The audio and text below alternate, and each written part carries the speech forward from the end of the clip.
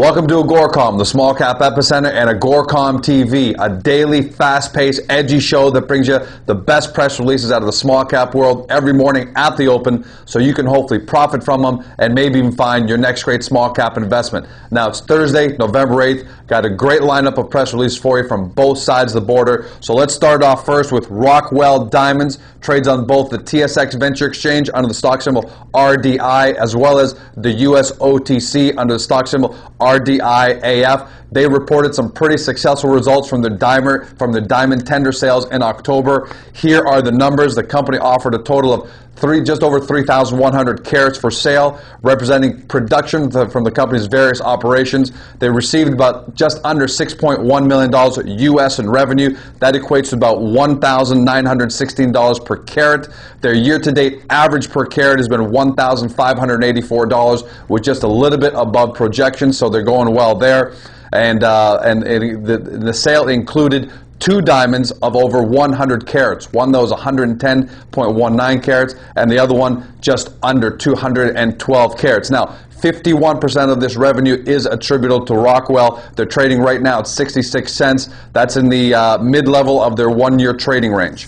Up next, Lyrtech trades on the TSX Venture under the stock symbol LYT. They announced that they awarded a contract of up to $8 million for the delivery of circuit processors. It is for a company in the global security industry, so they can't say much about it. But what we do know is this: they've initially received an order for $4 million with an option, if the company exercises and upgrades and so on and so forth, could take an additional $4 million. Miguel, what I liked is Miguel Caron, the president and CEO of Lyrtech, said, with this order, we believe that we'll be in a better position to report positive earnings in fiscal 2008.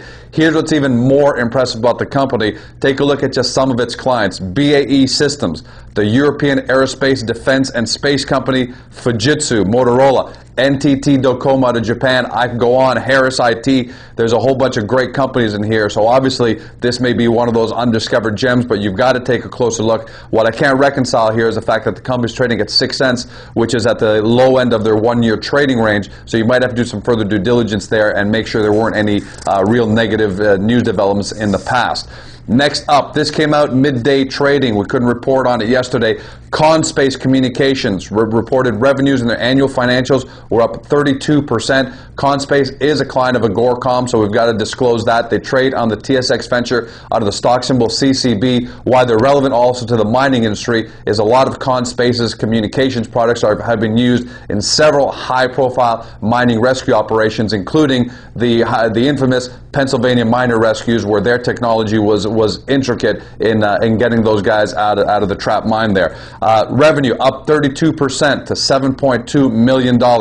Total assets increased 312% to $18.7 million. Has a lot to do with an acquisition they made during the year.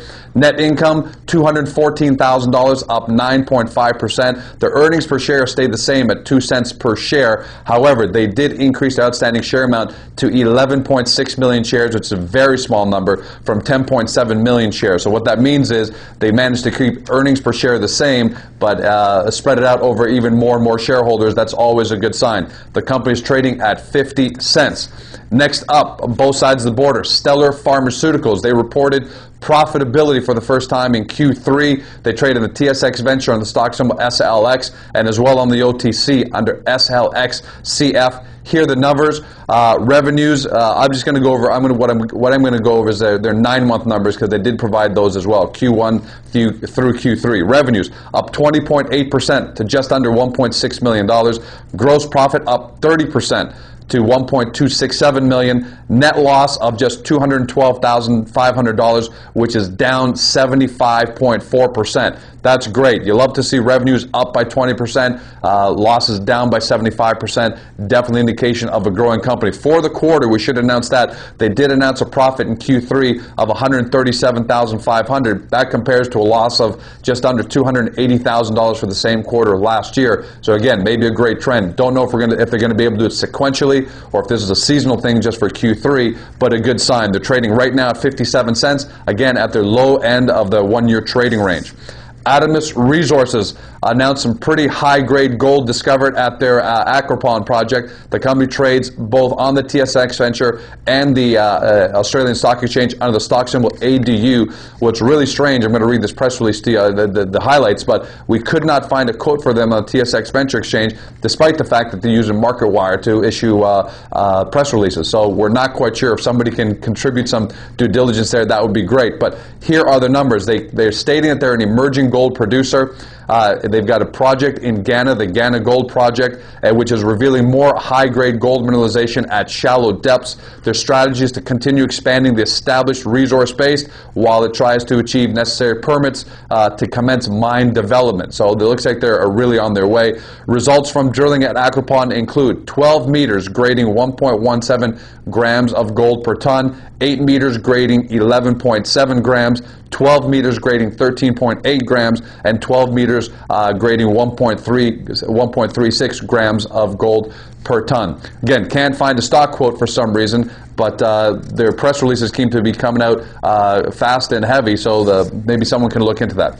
Finally, Selwyn Resources trades on the TSX Venture on the stock symbol SWN, announced additional higher grades at their HC West deposit.